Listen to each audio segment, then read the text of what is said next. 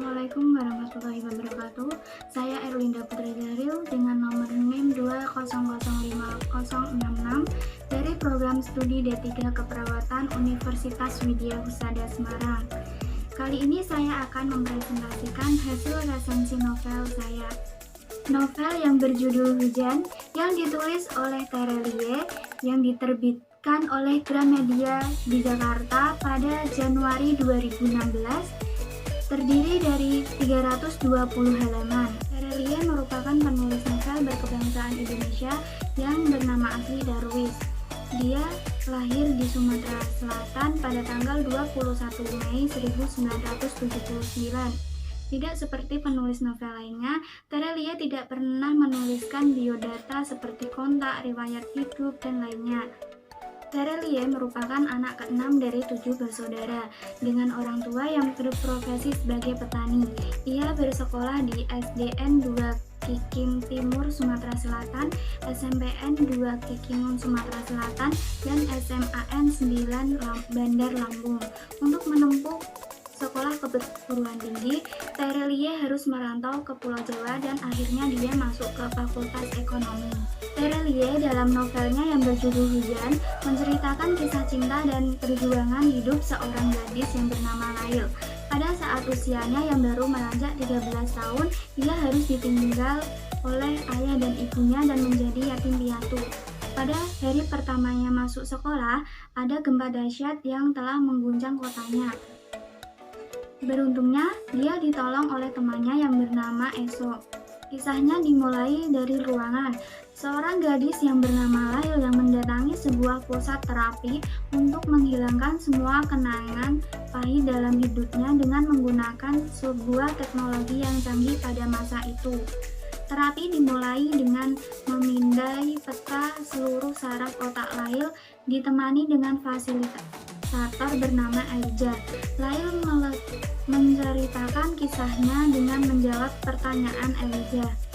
Terapi tersebut dilakukan di ruangan 4x4 yang didesain sederhana. Hari itu adalah hari lahirnya bayi ke-10 miliar di bumi. Bertepatan pada peristiwa meletusnya Gunung Purba saat Lail dan ibunya ingin berangkat ke sekolah dengan kereta bawah tanah tahun 2042. Itulah hari di mana Lail, remaja 13 tahun, menyaksikan sendiri kepergian ibunya dan hari pertama ia menjadi anak yatim. Lail adalah seorang remaja yang berusia 13 tahun yang pada tahun 2042 kehilangan kedua orang tuanya pada saat terjadi gempa yang dahsyat. Beruntunglah ada seorang laki-laki yang berusia 2 tahun lebih dewasa darinya yang bernama Eso untuk menyelamatkannya. Eso kehilangan 4 saudaranya dan memisahkan ibunya yang mengalami kelumpuhan akibat gempa. Kisah Eso dan Lail bermula setelah bencana terjadi. Mereka harus tinggal di pengungsian hingga kota bisa kembali pulih. Kota ini merupakan kota yang sangat maju dengan perkembangan teknologi, baik yang sesudah terjadinya gempa maupun sebelum terjadinya gempa. Pada saat itu, kota kembali pulih dan pengungsian resmi ditutup. Lail dan Eso harus terpisah. Eso yang diadopsi oleh wali kota, sedangkan Lail harus tinggal di panti sosial. Perpisahan inilah yang menggambarkan dua anak yang terpisah tetapi di masing-masing tempat. Mereka menjalani kehidupannya dan mengejar mimpinya masing-masing. Hingga pada jadwal keberangkatan kapal, Lail mendengar informasi dari istri wali kota bahwa salah satu tiket yang dimiliki Eso diberikan oleh Claudia. Lail pun beranggapan bahwa Eso berangkat bersama Claudia. Akan tetapi, Claudia sebenarnya tidak pergi bersama Eso, melainkan pergi bersama ibunya. Lail langsung memutuskan untuk menghapus semua ingatannya tentang Eso. Mariam panik dan langsung menyusul Lail untuk menghentikan perbuatannya.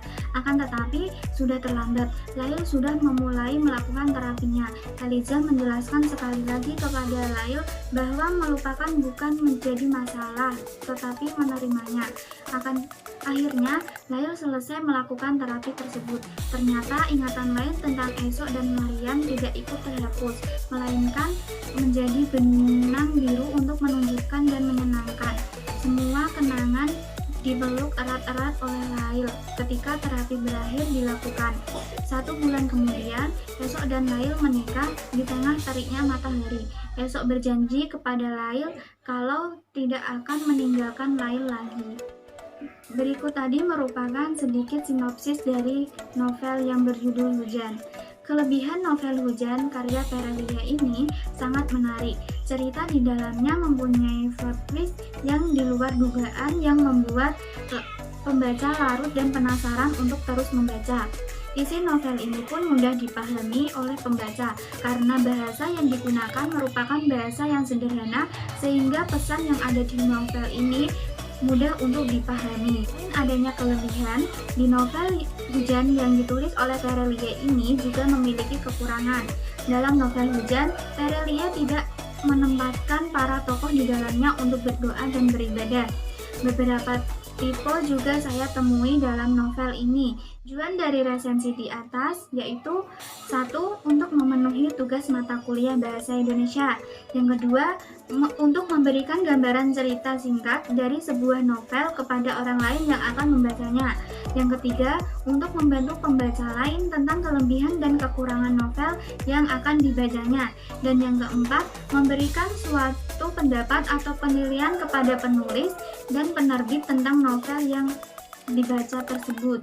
Kesimpulan yang dapat saya ambil yaitu terlepas dari semua novel ini sangat layak untuk dibaca oleh semua jenis umur, baik remaja, dewasa maupun orang tua, serta dapat dibaca oleh semua lapisan masyarakat karena bahasa yang digunakan mudah dipahami dan nilai-nilai yang didapat akan mampu memberikan banyak pembelajaran yang berharga. Ada sedikit saran yang dapat saya sampaikan, sebaiknya novel ini dilengkapi dengan gambar-gambar yang menarik dan sebaiknya di dalam novel ini dilengkapi oleh data pengarang agar pembaca tahu data tentang pengarang novel tersebut. Sekian yang dapat saya sampaikan, terima kasih telah menyaksikan, semoga bermanfaat. Mohon maaf apabila ada kata-kata yang kurang berkenan. Wassalamualaikum warahmatullahi wabarakatuh.